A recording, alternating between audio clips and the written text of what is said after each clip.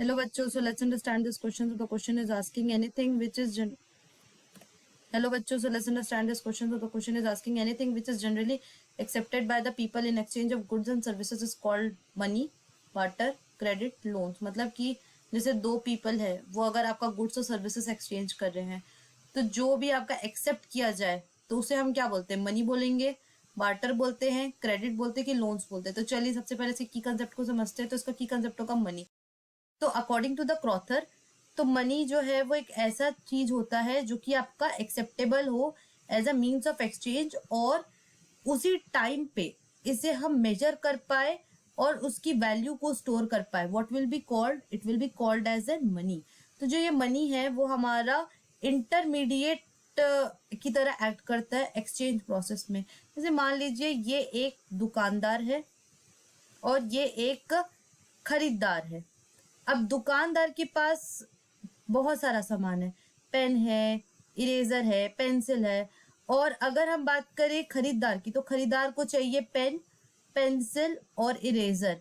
तो यहाँ पे क्या होगा कि ये बोलेगा कि भैया मुझे पेन, पेंसिल और इरेजर दे दीजिए. तो जब ये पेन, पेंसिल और इरेजर देगा ये जो दुकानदार है इसे, तो इसके बदले में पेन, पेंसिल और इरेजर, जैसे मान लीजिए पेन हो गया 10 रुपए का, पेंसिल हो गया 10 रुपए का और इरेजर हो गया 5 रुपए का, तो टोटल कितना हुआ? 25 रुपए. तो ये जो 25 रुपए होगा वो आपका ये जो खरीदार है वो दुकानदार को देगा.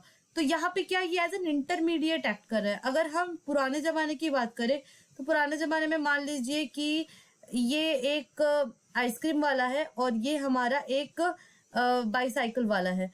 तो मान लीजिए आइसक्रीम वाले को बाईसाइकिल चाहिए, बाईसाइकिल वाले को आइसक्रीम चाहिए. तो पहले ये लोग क्या करते थे? ऐसे एक्सचेंज कर लेते थे और यहाँ पे मनी का यूज नहीं हो रहा है. लेकिन अगर हम बात करें, यहाँ पे डबल कोइंसिडेंस ऑफ वांट्स आ जाता है कि मतलब सामने वाले को भी अगर वो चीज चाहिए और उसको भी वो चीज चाहिए, तो वो दोनों एक्सचेंज कर लेंगे. लेकिन अगर सामने वाले को वो चीज नहीं चाहिए तो इसमें क्या है, ढूंढने में दिक्कत होता था कि किसको वो चीज की जरूरत है. तो वैसे में इस चीज को एलिमिनेट किया किसने? मनी ने. तो मनी जो है वो हमारा इंटरमीडिएट की तरह एक्ट करता है एक्सचेंज प्रोसेस में, इसीलिए इसे मीडियम ऑफ एक्सचेंज भी कहा जाता है. So what will be the final answer? Final answer will be option number A, that is money. So I hope this question has been clear to you. Thank you and best of luck.